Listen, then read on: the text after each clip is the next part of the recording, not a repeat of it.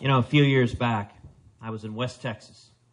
And I asked folks there, I said, what's the difference between regulators and locusts?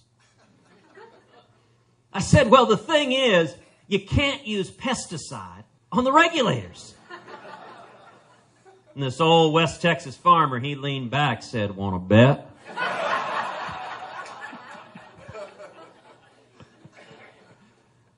And in the days that follow, how do you sign what a bet? What's the sign for that? I didn't really sign. Okay, all right, watch me. That works. All right, it just occurred to me that I was wondering. All right, that works.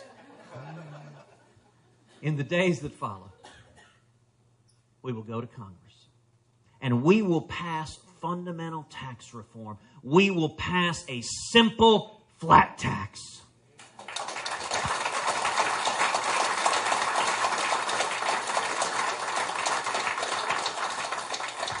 So that every American can fill out his or her taxes on a postcard.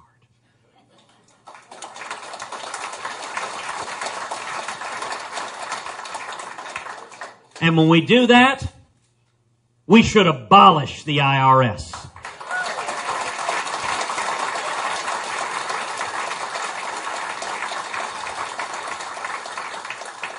There are about 90,000 employees at the IRS. We need to padlock that building. Take all 90,000 and put them down on our southern border.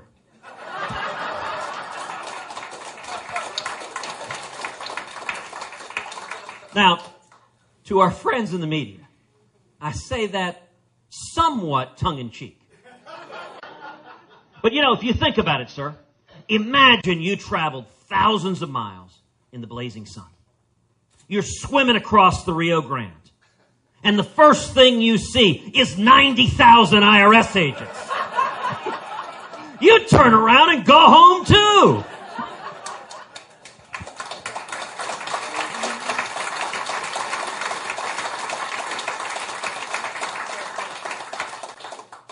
Some of y'all may be thinking, all of this makes sense to me.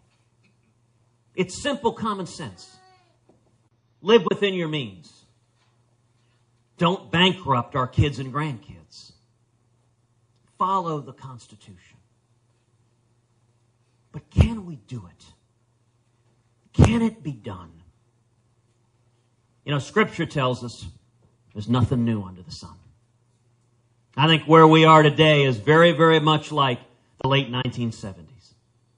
I think the parallels are uncanny. The same failed economic policies, the same misery, stagnation, and malaise. The same feckless and naive foreign policies. In fact, the very same nations, Russia and Iran, openly laughing and mocking the President of the United States. Now, why is it that that analogy gives me so much hope and optimism? Because we remember how that story ended. Exactly. All across this country, millions of men and women rose up and became the Reagan Revolution.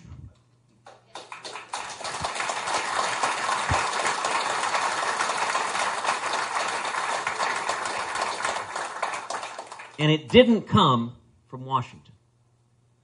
Washington despised Ronald Reagan. By the way, if you see a candidate who Washington embraces, run and hide. It came from the American people and it turned this country around. We went from stagnation and misery to booming economic growth, to millions lifted out of poverty into prosperity and the American dream. We went from our hostages languishing in Iran to winning the Cold War and tearing the Berlin Wall to the ground. Why am I so optimistic? Because the same thing is happening again. You know, when we launched this campaign 7 months ago, the New York Times promptly opined, Cruz cannot win because the Washington elites despise him. I kind of thought that was the whole point of the campaign. Look, if you think things in Washington are going great, that we need to keep headed in the same basic direction, just kind of fiddle around the edges, then I ain't your guy. On the other hand, if you think Washington is fundamentally broken, that there is a bipartisan corruption of career politicians in both parties that get in bed with the lobbyists and special interests and grow and grow and grow government, and we need to take power out of Washington and back to we the people, that is what this campaign is all about.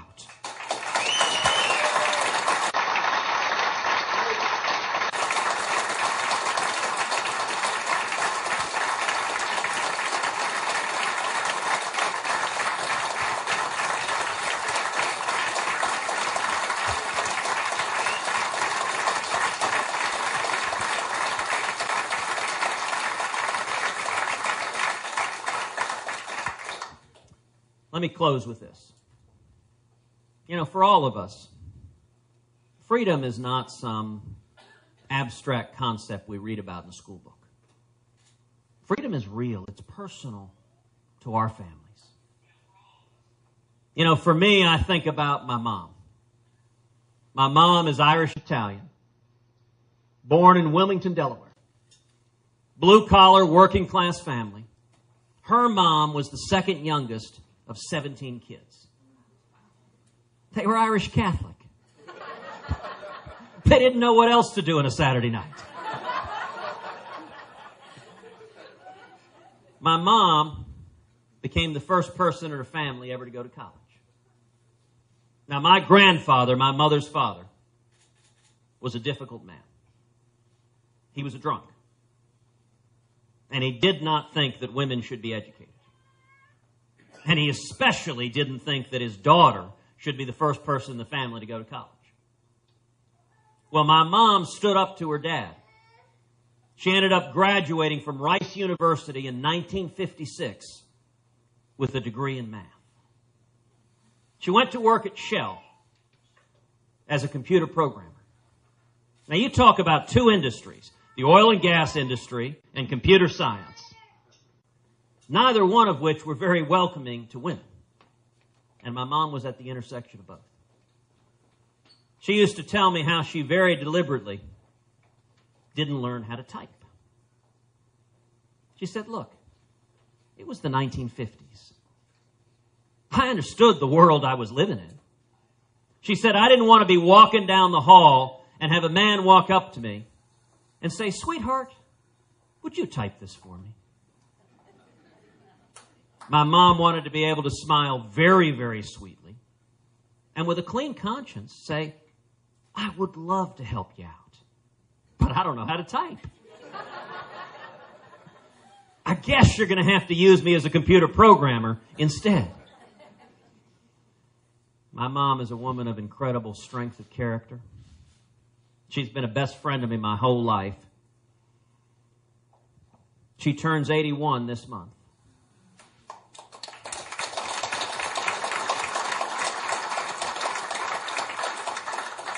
And she is an amazing grandmother to our two little girls, Caroline and Catherine. And then I think about my dad. My dad is from Cuba. He fought in the Cuban Revolution as a teenager, and he was thrown in prison and tortured in a Cuban jail. My dad fled Cuba in 1957. He came to America. He had nothing. He had $100 sewn into his underwear. 18 years old, couldn't speak English. And he got a job washing dishes, making 50 cents an hour. And he worked 7 days a week. He paid his way through school. And he and my mom went on to start a small business together. Today, my dad is a pastor. He travels the country preaching the gospel. Now, my whole life, my dad's been my hero. But you know what I find most incredible about his story? How commonplace it is.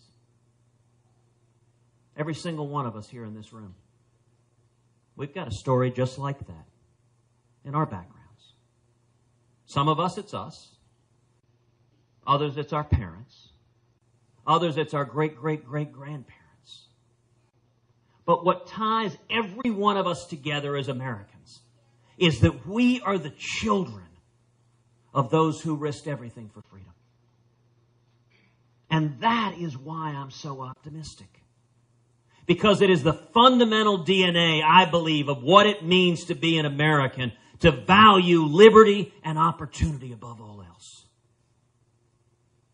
You know, when I was a kid, my dad used to say to me over and over again, when we faced oppression in Cuba, I had a place to flee to. If we lose our freedom here, where do we go? That is why each of us is here today. Because we are not willing to go quietly into the night. We are not willing to give up on our kids and grandkids. And I tell you this, if we come together, if we stand together as one, as we the people, and defend the Constitution, defend our freedom, together, we will bring back and restore that last best hope for mankind, that shining city on a hill that is the United States of America. Thank you.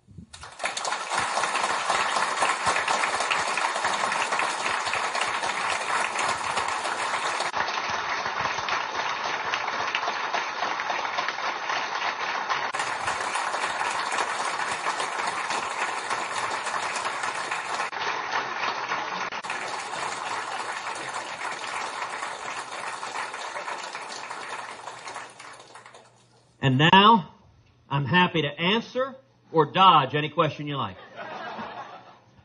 Yes, sir. What's your plan as far as uniting the United States? Right now, we're so divided. How do you bring the people together? Well, look, it's a great question. The question is, what is my plan as far as uniting the United States? We're so divided. How do we bring people together? You know, one of the saddest legacies of the last 7 years is we've had a president who, it seems, looks to divide us at every turn. Divide us on racial lines, on ethnic lines, on gender lines, on socioeconomic lines, on religious lines, to turn us against each other. And you know, that's him calling now. He heard that there are a group of people gathered in Iowa seeking the peaceable overthrow of the government. And in that he is correct.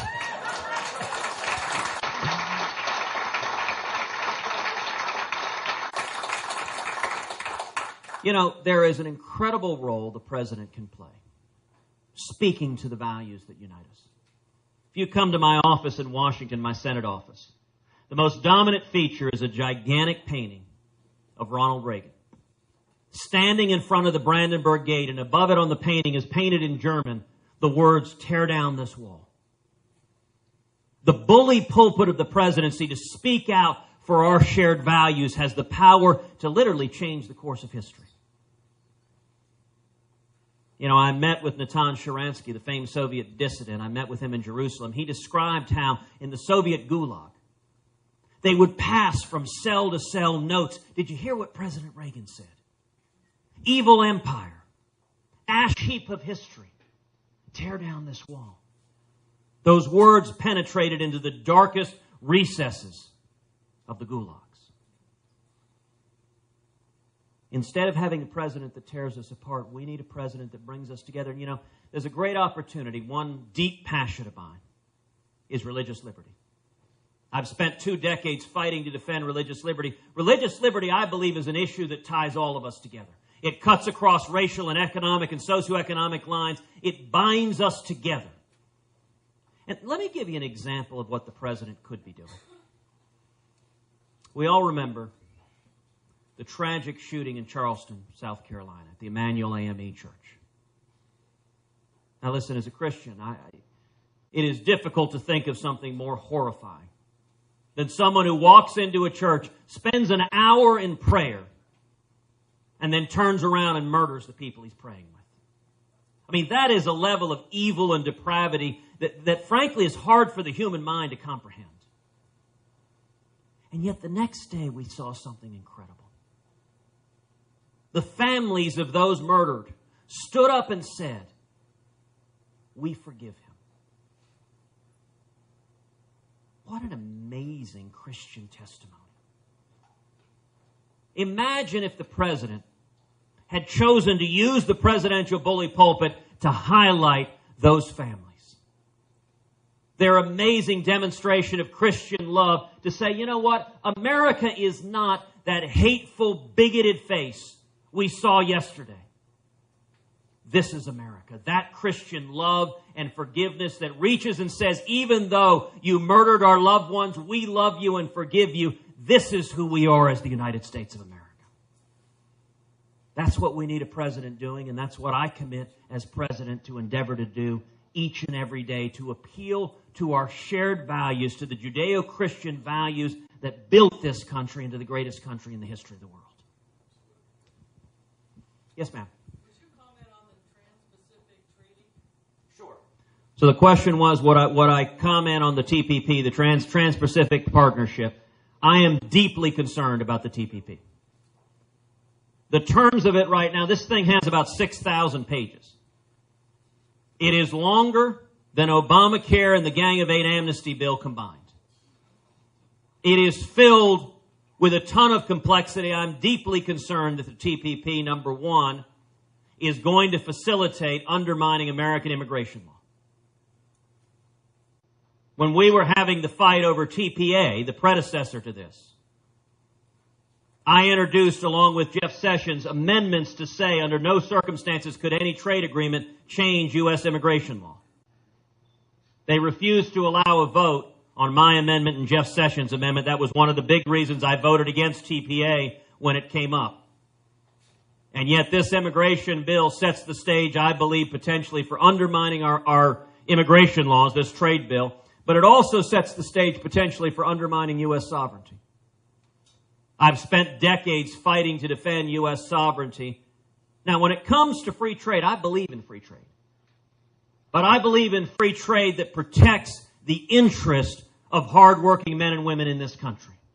Positive and optimistic, but the proof is in the pudding. And I can tell you, look, the volcanic frustration people have with Washington, I understand very, very well. You know, if you step back for a second, all of us were told in 2009, if only we had a Republican House of Representatives, then things would be different. So millions of us rose up. We won an historic tidal wave election in 2010, and very little changed. Then we were told the problem is the Senate. It's Harry Reid in the Senate. If only we had a Republican majority in the Senate, then things would be different. The American people obliged. Millions of us rose up in 2014, won another tsunami election, picked up 9 Senate seats, retired Harry Reid as majority leader, won the largest majority in the House since the 1920s. It's been a little over a year since that election. What exactly have the Republican majorities accomplished? You know, it's interesting. Every time I ask that question, everyone says the same thing. Absolutely nothing. But I'm sorry to tell you, it's worse than that.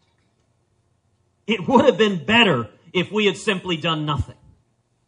In fact, what happened, within weeks of the election, Republican leadership came back to Washington, joined Harry Reid and the Democrats in passing a $1 trillion omnibus bill, filled with corporate welfare, filled with corporate pork. Then they voted to fund Obamacare. Then they voted to fund the president's illegal executive amnesty. Then they voted to fund Planned Parenthood. And then Republican leadership took the lead, confirming Loretta Lynch as Attorney General. Now I ask a simple question. Which one of those decisions is one iota different from what would have happened under Harry Reid and the Democrats? That explains the frustration we have. And what I urge every day, and frankly what Steve urges every day, is to our colleagues, it ain't complicated. How about we do in 2015 what we told the voters in September and October and November of 2014 we would do? We just honor our commitments and defend the Constitution. That's what we need to do. It's what I hope leadership will finally start doing. All right, one more question. Yes, sir. I think it was Mitt Romney who got blasted for saying, well, 46% of the people get some sort of entitlement. And how do we instill or get back to the American values that we are there and we are our own, have our own destiny in our hands instead of waiting for someone else to give us what we need? Look, it is a great question. You're right. Mitt Romney got hammered when he was caught on film talking about 47%. And what he said in particular is the 47% of Americans that are not currently paying income tax, that are in some ways dependent on government, we don't have to worry about them.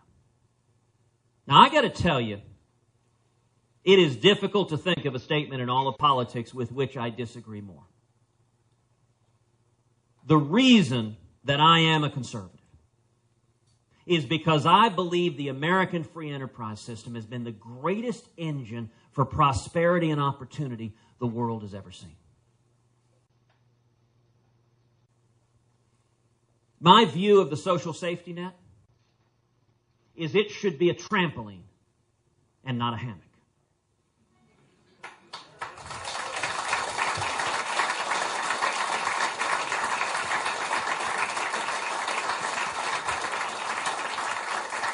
That, look, everyone falls upon hard times. We are a compassionate people. But the central focus of every government welfare program should be to get people back on their feet, providing for themselves. And, you know, I think of things from the perspective of my dad. When my dad was an 18-year-old kid washing dishes, making 50 cents an hour, he wasn't paying a heck of a lot of taxes at that time. By any measure, my dad would have been considered part of that 47% at the time. But you know what? That 18-year-old kid was filled with hopes and dreams. He wanted to achieve the American dream. And I've said a whole bunch of times, thank God, some well-meaning liberal didn't come put his arm around it. Say, Raphael, let me take care of you. Let me give you a government check. Let me make you dependent on government, and while I'm at it, let me sap your self-respect, your individual responsibility, your dignity. And by the way, I respect your culture so much. Don't bother learning English. I'm going to trap you out of the educated and professional classes in this country. It would have been the most damaging thing you could have done to my dad. Frankly, I would have rather some guy came by with a stick and broke his legs. That would heal faster. You are not doing anyone a favor to trap them in dependency. If you look at one of the most successful public policy innovations of modern times, it was in the mid-1990s welfare reform.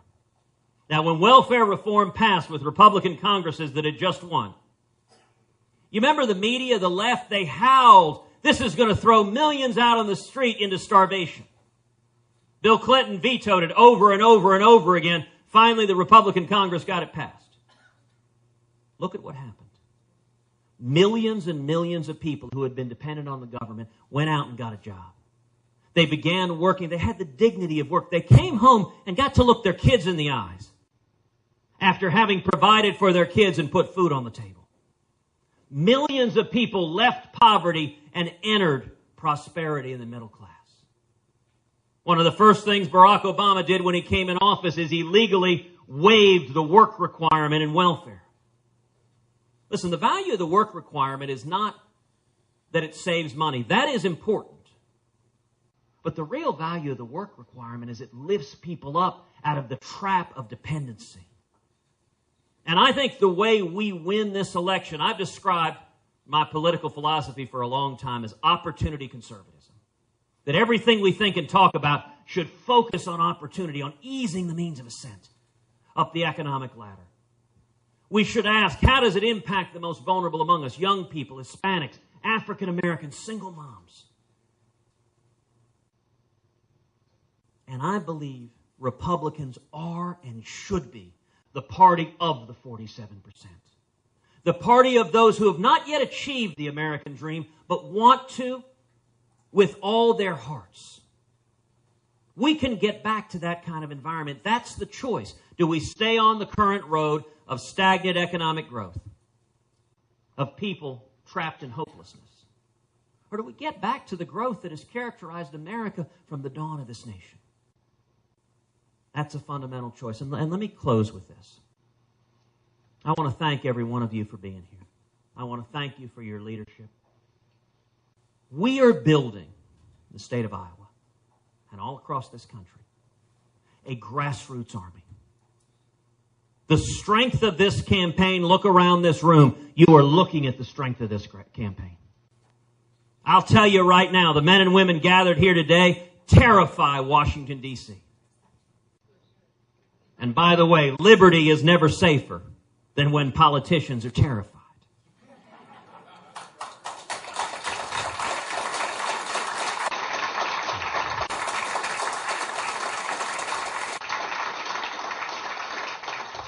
So I want to ask each of you to do three things. Number one, join us. Join us. We have cards in the back. You can sign up to commit, to show up and caucus for us. On a cold winter night, February 1st in Iowa, with snow on the ground, where it's easier to stay home by the fireplace, where it's easier to stay with your feet up watching TV, to commit to go out in that cold winter night to a junior high gymnasium and stand up and stand with us. That's the first thing I ask is join us. The second thing I ask is help us lead. Not only can you sign up to commit to caucus, but you can volunteer. You can volunteer to be a precinct leader. You can volunteer to be a county leader. You can volunteer to say, you know what, I can get 2 or 3 or 4 or 5 or 10 other Iowans to come out that night. I can get on the phone and call my sister. I can call my next door neighbor. I can call my son. I can call my college roommate and say, this election matters for my kids. It matters for my future. It is now or never. I ask each of you to stand and lead, because the grassroots standing together, there is no more powerful force in all of politics. And then the third thing I would ask of each of you is that you pray. That between now and November 2016, that we spend every day on our knees in prayer, asking for God's blessing. 2 Chronicle tells us if we humble ourselves and pray, He will hear our prayers and He will heal this land. That is a promise that we can stand and claim together. I ask for your prayers for this nation, that this awakening, this revival that is spreading this state and spreading the nation, that it continue to grow and grow and grow. That's how we pull this country back. That's how we get back to the principles that built America.